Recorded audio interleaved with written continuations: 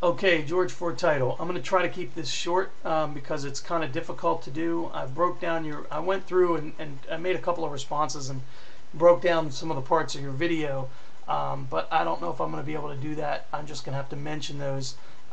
This is about an argument about money, a reenactment. Now, I'm not subscribed to you. I've never seen your videos. I don't know you. I am subscribed to Martin. You choose a side. I watched his response. I then went and watched your video. Based on the content of your video, I felt the need to make a response. Now it says an argument about money, a reenactment.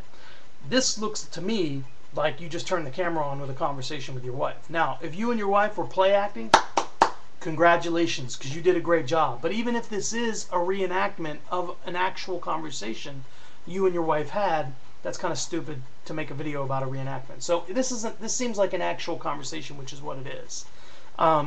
First and foremost, I'd like to say that personally, based on the entire content of this video, I don't think you should have posted this video on YouTube. I think you should take it down. Now, again, it's your channel, it's your videos, it's your prerogative. I have no say in that. But I think, and I'm not going to try to get all moral on you. I'm just saying I think your behavior was very questionable, and I think you showed a lack of character when dealing with your wife. And I don't know your wife. I don't know how she thinks, what she says, and what happens when you're not making videos. Again, I'm basing my reaction on the content of your video and your behavior. So you start off by saying something along the lines of, you know, that she's sulking around. Isn't helping the situation. You're hurting the situation. Yeah, you basically told your wife that she's sitting around sulking and that she doesn't appreciate you, what you're doing, and you're trying to go out and get things done.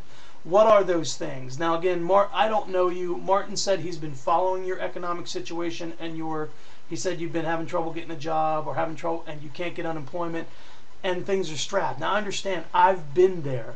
So I understand when there's little money coming in, you have to do what you have to do to keep your family fed, to keep a roof over your head, to keep you clothed, and just to keep you guys sustained as a family.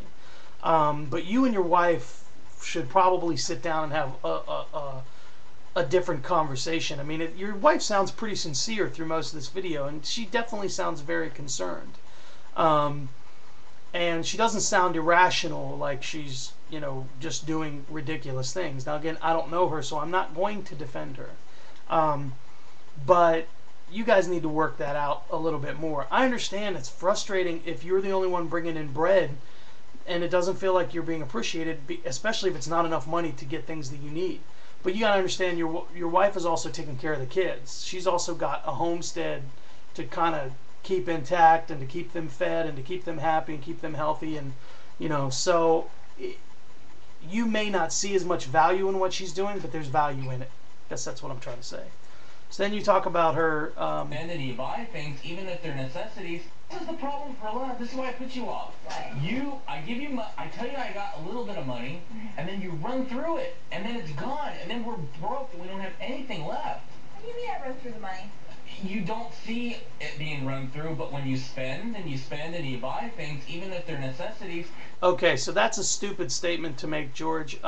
There's no logic in that statement.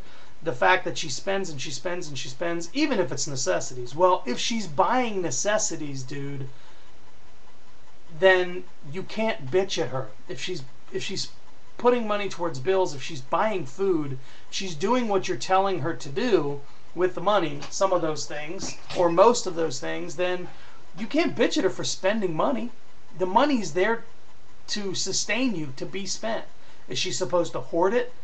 And you guys, you know, eat, you know, carrot sticks and celery sticks until you have enough money to buy a whole lot of food? I don't know, man. I don't understand the rationale behind that statement. So, then you go on to, you know, you continue to talk about that. Then you go on to say, in the room, everybody, 5. You know, I'm not getting frivolous things. I'm not going out there, you know, buying purse, taking any manicures or anything. I'm getting necessities, things I need contacts, kids are going to need socks. Well, I may just leave. Like Maybe you're better off without me. What a dick thing to say. I'll be honest with you, dude. I'm not trying to insult you. I'm really not trying to personally attack you. But it's a dick thing to say from one person to another, one human being to another. That's a bitch move, man. Are you trying to are you attempting to get a certain reaction out of your wife? Because that's what it sounds like. It sounds like you're trying to steer the conversation with what you're saying to get your wife to understand or react a certain way. To scare her maybe into, you know, oh no, don't leave. You know, I'll do whatever you want. I don't know what you're doing, but it's a little bit of emotional and psychological torture, okay? It's emotional and psychological terrorism, dude. That's not going to be beneficial to your economic situation. It's not going to be beneficial or healthy to your marriage, to your relationship with your wife, to the relationship, to your well-being emotionally or psychologically, man. And what about the kids? What if the kids hear something like that? I mean, I don't know. These might not be your kids, but if they're your kids, what? Even if they're not your kids, still, why would you think about a children's psyche and how underdeveloped it is, and think about the impact of something like that can have if they hear it, that you're going to leave, and think about your wife and the impact it has on her, dude. Bottom line is, How was that? you just need to apologize to your wife. You know, I can go up north and I can go stay. I could go up north, I could go stay. What kind of nonsensical shit is that, man? You just need to think before you speak. You know. So you're gonna leave your family at a time of need? Well, I don't know, Perla. I'm apparently not helping you. And then you go on to talk about how this is why men left their families in the Great Depression, because they couldn't provide for them, and this is why, you know, in pioneer times, because their women did what she was doing. So again, you're turning into her scapegoat. You're blaming her. You're pointing a finger at her like she's the problem, dude. Now, I don't know what you're doing out there, but instead of making this video, go out and do something else. You talk about how she's keeping you there. Later in the video, you say she's keeping you there. She's distracting you by talking to you and bringing up all the stuff and dealing with the semantics. Dude, if you've got to go out and do something, then just go, this is on hold. This conversation is on hold. I got to go. I got to go look for a job. I got to do what I got to do.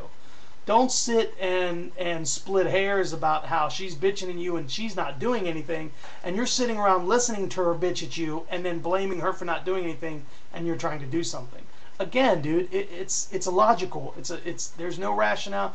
It doesn't make any sense. Okay, a whole lot of logical fallacies in your arguments, man. So you need to sit down with your wife. You guys need to have a conversation. It needs to be off of YouTube. I think you should take this video down, only because I don't think you really want people in this, into your life, into the personal aspects of your life like this. Now again, it's your prerogative. If that's what you want to do, that's fine. And by the way, if you feel like you need to leave, if you really feel like you want to leave, then you should roll, dude, because if that's how you feel, your wife and the kids are better off without you. If that's how you really feel. Otherwise, you need to apologize to your wife, and you need to think before you speak. Okay? Again, I'm sorry, man. I don't want this to sound insulting. It's just I'm reacting to the behavior in your video. So I hope that you find some income, buddy. I hope that you find work. I hope you get more income. I hope things stabilize for you, and I hope the best for your family. I really hope you get, you know, your and take care of yourself, take care of your wife, take care of your family. So all the best, man.